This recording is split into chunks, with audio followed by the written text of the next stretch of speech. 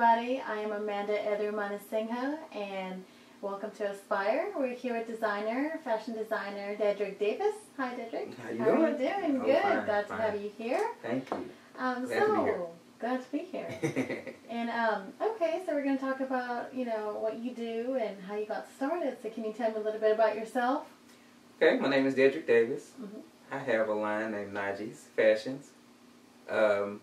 I have a production also that I got, it's D Squared Fashions. That was my line name at first, and I just end up naming it as a production and then bringing my line out as Najee's Fashions. Najee's Fashions. Named after my little son, Nigel Davis.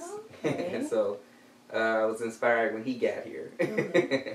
So what got you started into this how long have you been in the fashion industry and designing? I've been in the fashion industry since 2005 is when I actually came out.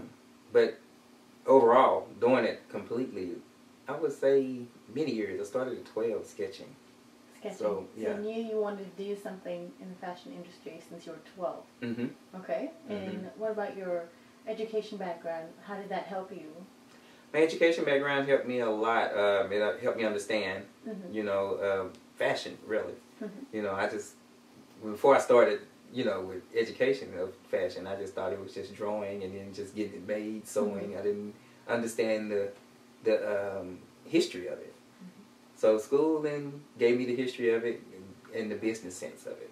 Okay, so did you study fashion in school or? Yes, I went to Wade College here in Okay. Dallas off of Stemmons at the World Trade Center. It was at the Apparel Mart at first, but now it's the World Trade Center. Mm-hmm.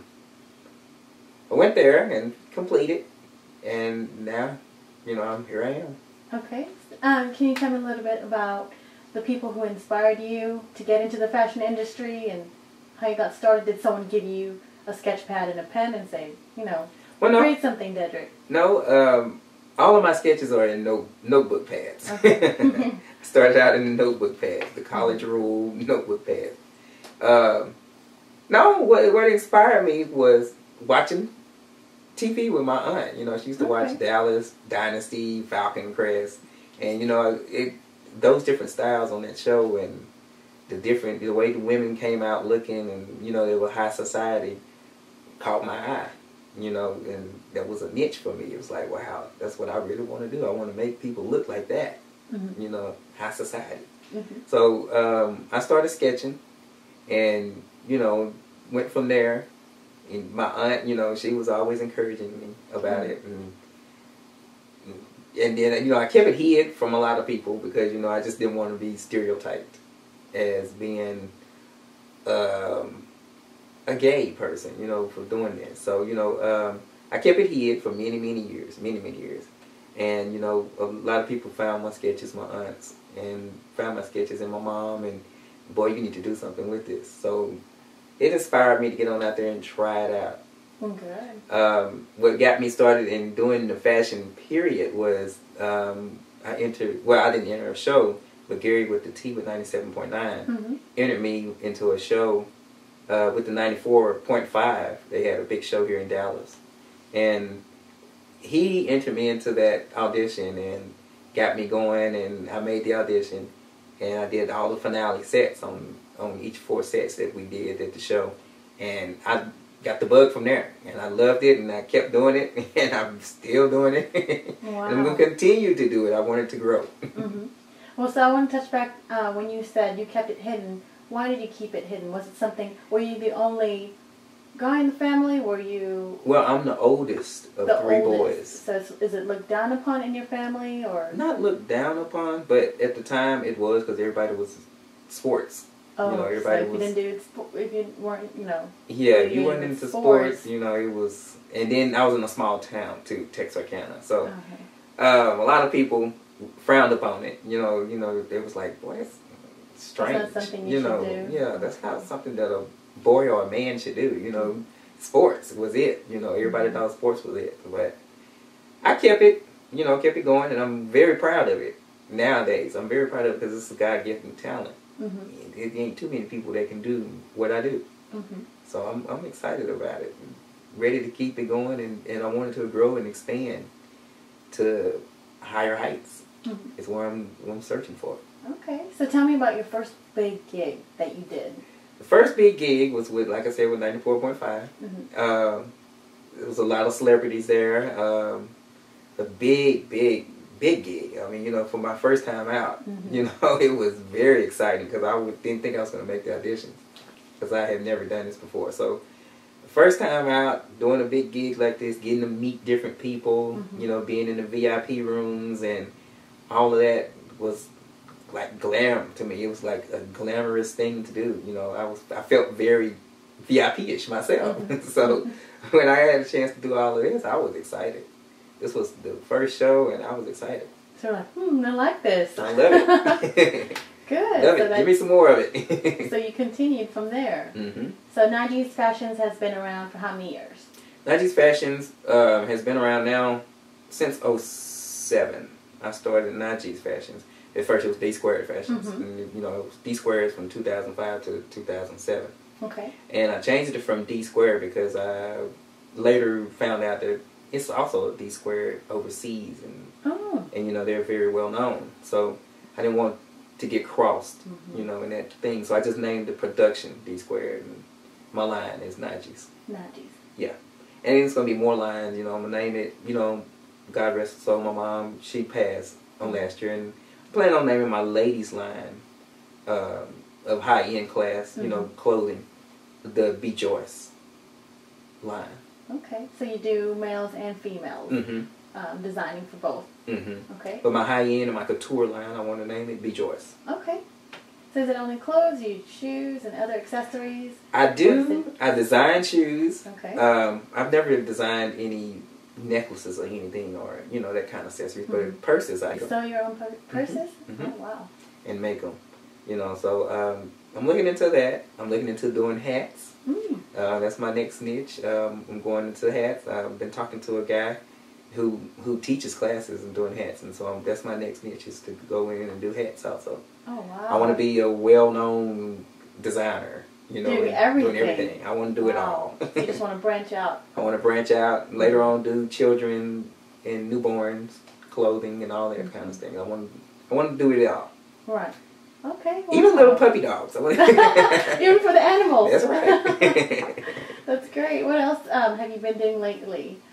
Lately, I am getting ready to do a tour with Geo Production. Me and Geo, we met during the 94.5 show, and we clicked. So, you know, ever since then, we've been working together all these years. And now Geo is getting ready to do a tour on the road. So I'm going to be a part of that. I'm one of the major designers along with Geo in his production. And you're going to do, you know, you're going to have your male and female collection out there? Yes. That's We're doing great. both male and female. And, you know, we're bringing in some more designers as well. And, you know, to help us with the tour. I'm excited about the tour. I'm very excited about it. You know, we did a little thing. We did a couple things this year. I don't know, you know, it's tour-wise, but this right here is a much bigger and many more cities this time. So I'm excited about it. Is this the first tour or first big? This is the first tour. We did sample tours last year. Okay. You know, we went to Amarillo, Tyler, and different places in Texas. So, you know, we're trying to branch on out there and get something started. Good. We were just talking on the phone just the other day, and we make this our major job. You know, we don't want to. We have our own little side jobs. We want this our major jobs. So we're looking into expanding this as a team.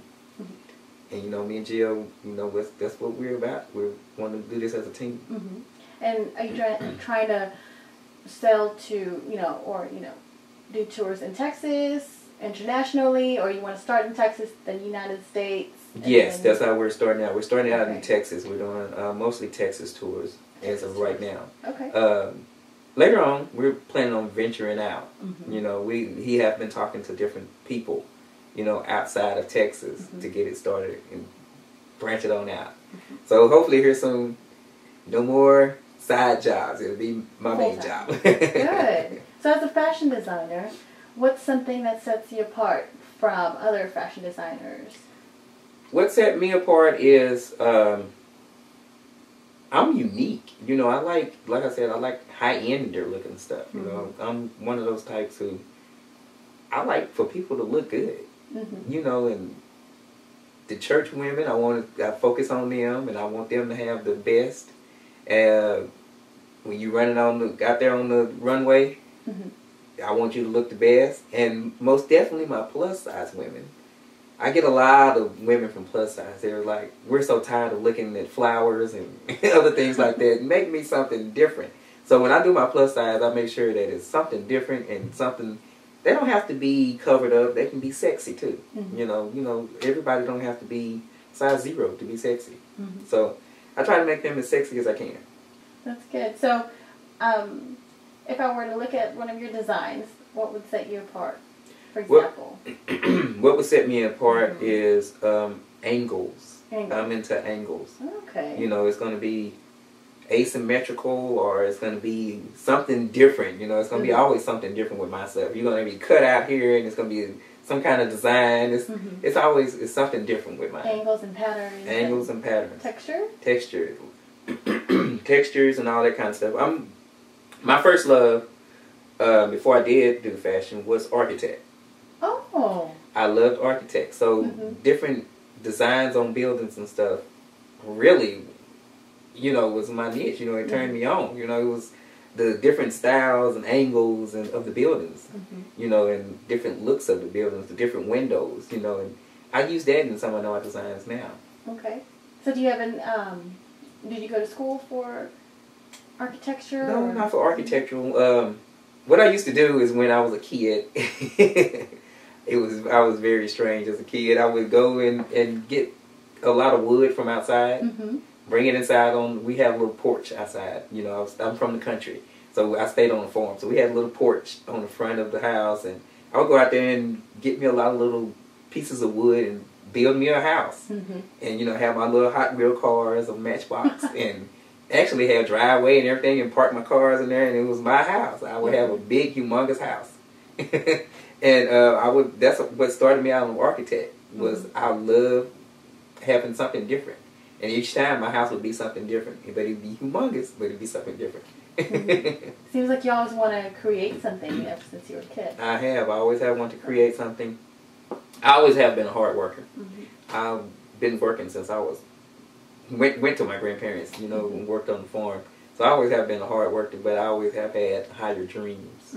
You know, I always have wanted to leave a legacy. You know, a lot of people in my family don't have anything, and me myself, I want to leave a legacy for my kids. So I dream big, and I'm going to make sure that it happens. Okay. And so, wait, do you have one son, or is that the only child you have? I have only one son. One son. I have 2 girls and a boy. Okay. I have a daughter, she's 13. I have a son, he's 6. And then a 2-year-old.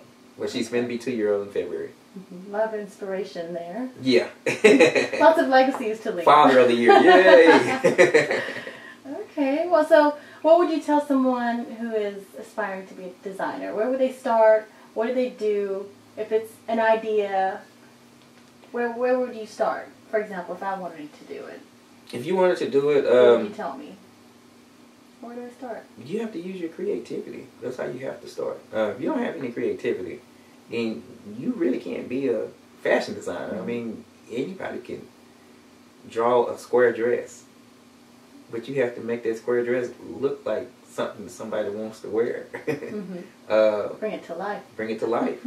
So I would say creativity is number one. Everybody can't be creative. You know, everybody don't have that artistic ability to be creative. Study it. Study it. And most of all, make sure that you can draw, because when you're trying to get these people, you know, that's going to make your clothes, because a lot of people, you know, a lot of designers do not make clothes. We have a seamstress. You do the patterns. We do the patterns, and you do the sketching. But you have a seamstress. So when you want to give these people, you know, what you want to come to life, you want them to be able to see the vision that you have. So drawing and knowing, you know, what you want is, in your creativity is number one. So you got to learn how to draw. You got to learn how to draw. You got to learn how to draw. Okay. And then just, you know, what else would you do? So say I know how to draw, I'll just go find a fashion designer to shadow. Yeah. Go to fashion shows and network. Go to fashion shows and network. Make sure you do a lot of fashion. Go to any kind of fashion show you can. Learn the ropes, because it's not as easy as a lot of people think. A lot of people think that you just putting on some clothes and just pushing them out there. But it's a lot to go on in backstage. Lots you of have details. to do a lot of alterations. It's a lot that goes on. It's crazy back there. You know, it's hair and makeup. And sometimes it's like a little tight space. You don't have really no room. And everybody's bumping into everybody. So I would say get out there and learn it first. You know, you have to get out there and learn it, because it's not for everybody. It really is not. I know I've had a couple of people that come. They want to be, inspiring to be a designer, but when they get back there and see what goes on, it's like, ooh, terrified. Yeah. And be able to be open-minded, because it's a lot of nakedness back there. So make sure that you can handle all that. So what's the craziest issue that you've run into, or, situation that you have to problem solve on your toes? Oh, At the event. At the event. Or something. Situation. Situation that I really, really drives me up a wall is someone to tell me, I don't want to wear that. I can't wear that. That shows too much of my leg. I have a scar on my leg. Why are you modeling? You know what I'm saying? Why are you here? I made this for you, with you in mind. Don't come telling me at the last minute, I can't wear this, because I don't want to hear it. You would step to the side and get somebody else. That's the major problem solving right there. I used to be a lenient designer, like, oh, okay, whatever, we'll try to do this with you, or, try to make something work for you. I work hard doing this. Spend a lot of money doing this. A lot of time I'll get reimbursed for this. So, if you can't wear something that I made for you, then step to the side. So that's the way I problem solve it, because it really bothers a designer, as a designer, that, someone turns down what you done created, and worked hard on, because they don't want to wear it for a little, maybe 30 seconds they're out there on the runway. So, the problem solve on that, you just step on to the side. Okay. We're excited to see your designs coming up. Most definitely. What else would you like to tell us about yourself and about your Najee's Fashions? Is there anything else you want to tell us? Well, I just want to say that Najee's Fashions is going to be a new direction. A new direction. I'm bringing more of my creativity out. I have, I would say, can't tell us. hundreds of different designs. That I do really want to bring out. Exotic. Different little things, like I said, couture. I have a lot of couture stuff that I have sketched out, but never brought it out. It's more modern, what somebody could wear. But I want to bring out the couture of it, the wildness, the crazy looks. I want to bring out some of those things. And so that's my next big niche. I'm finna bring it on out. Okay. Bring it on out. Have fun with it. Do you take custom orders? I do. You do? That's what I mostly work by, is custom orders. I work, I have different clients, and I do work by custom orders. They come to me and tell me what they want, we sketch it out, or, they bring me something that they're looking to, want, and I, put my little oomph into it. So, but yeah, I do a lot of custom stuff. Okay. Me, myself, I wear a lot of custom stuff myself, because I'm that type of person. I love to hear somebody say, where did you get that from? And I have to tell them, hey, this is my design. I did this. It's, It's one of a kind. That's right. You won't see it nowhere else. Which is good. Because so many times you see, some people wearing the same dress, same hat. Yeah. Different colors and things like that. So that's good. And where can we find your designs? Right now, I'm working from home. Okay. Eventually I want to, like I said, branch out, and I want to have my own little studio, and then onto a warehouse. So that's my dreams. Like I said, I think big all the time, and that's my dreams. I want to expand all the way to a warehouse. I want to have my own warehouse. So right now you can find me at home, and that's 1107 Castleman Drive, and that's in Cedar Hill, Cedar Hill, Texas, 75104, and my number is 214-477-1614. Okay. And do you have an email or a website? My website is currently in process. Okay. You know, I'm getting it. It was up, but you know, we're putting new things on there because I had it up so long. Mm-hmm. So we're trying to put new things on there, and but I do have an email. Email is d_tyma@yahoo.com. Okay. I try to keep it simple. Well, wish you good luck and just keep us updated. Okay, thank you, Amanda. Thank you. Appreciate you, Dedrick. Thank you.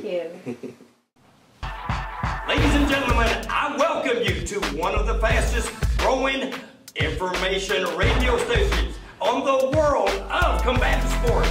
It is Roundtable Knockouts. Who to you was the knockout of the year? Oh, baby, I'll tell you what, if you're not breathing right now, if you're not breathing and you don't know what the knockout of the year is, it's Pacquiao, baby. He felt like a freaking dream. We got a Christmas present. That's what we got. We got a knockout that no one ever even thought would even happen. Hands down. 2013, it's bringing you the moving world of combative sports. Whether it's boxing, whether it's mixed martial arts, we're going to have statistics, we'll have results, we'll have the future, the moving world. Once again, with your hosts, Roland Gomez and Ahmad Elijah, and also Stan Milburn, bringing you the action, the discussions, bringing you the fighters up close and personal.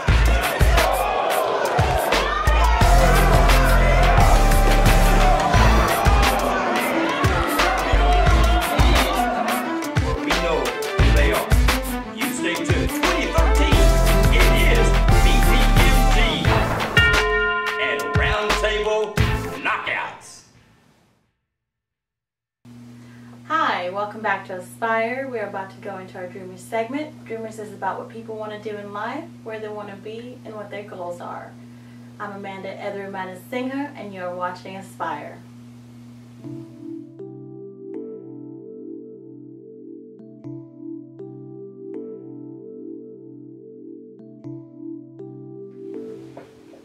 On June 15th of 2011, President Barack Obama passed a Deferred Action for Childhood Arrivals. And what this is basically a 2-year pathway onto citizenship. You will have a 2-year work permit, which is possibly renewable at the end of those 2 years, and an opportunity to become something more than what you are. An opportunity to follow your dreams, go to school, and do what you always wanted to do without having the fear or the doubt or security of possibly being deported and sent back to a country which you don't really know, like you know America. And what this is for me and for hundreds and thousands of kids and children that were brought here by their parents who are undocumented, this is not the fault of the children, but an opportunity now that they have. What I was doing as a kid was what I wanted to do as I grew up. And I would make up these company names, and it would just basically be my initials. It'd be YR Games. And I would tell all my friends about it, and I would say to my teachers that when I was growing up and I was successful, that they could come work for me. And my art teacher, he would just laugh, and he would say, "You let me know when that happens, because I want to come work for you." And so people like that just made an impact on me. And I never looked at the people that said that you can't do it, and I always looked at the people that said that you can. And it's been a few, but I always try to stay on the positive side and listen more to what I want to hear, because I know that I can, and eventually I will. So one company evolved to another company, and these were all just things that I did with me and my friends. And when I was a kid, I had this skateboard, and I would ride around in it all the time. I wasn't very good. I was I was never very good. But in junior high, I met these group of people, and I picked up skateboarding again. And I would hang out with them, and I would skate around, and I would fall, and I wasn't very good, but I just decided that I was going to be cameraman. So I would do all the filming, and I would ride around and get all the tricks, and I would be the one who makes the videos and puts them on YouTube, and that eventually led me to making another company and making a name and having a group of people that followed me and gained an interest in skateboarding, and people would say, I want to be in your group, and I would just say, you know, if you're not that good, then I can't have you on my team. They would get mad and they would make their own groups, and eventually their groups would fade out and my group would still be there, and we would still be making videos. With all that skill and talent that I've gained through experience of years since I was a kid, and dedication and goals that were really high that I set for myself and sometimes seem impossible to reach, but I know with time that I will reach them. I've been awarded an opportunity to work with BPMG TV, to be the head of production and Blue Nation. This has been a great opportunity and something that I'm definitely gonna take full advantage of and work to the full extent to what I know I'm capable of, and basically become as big as I can be and always work hard like I've been working.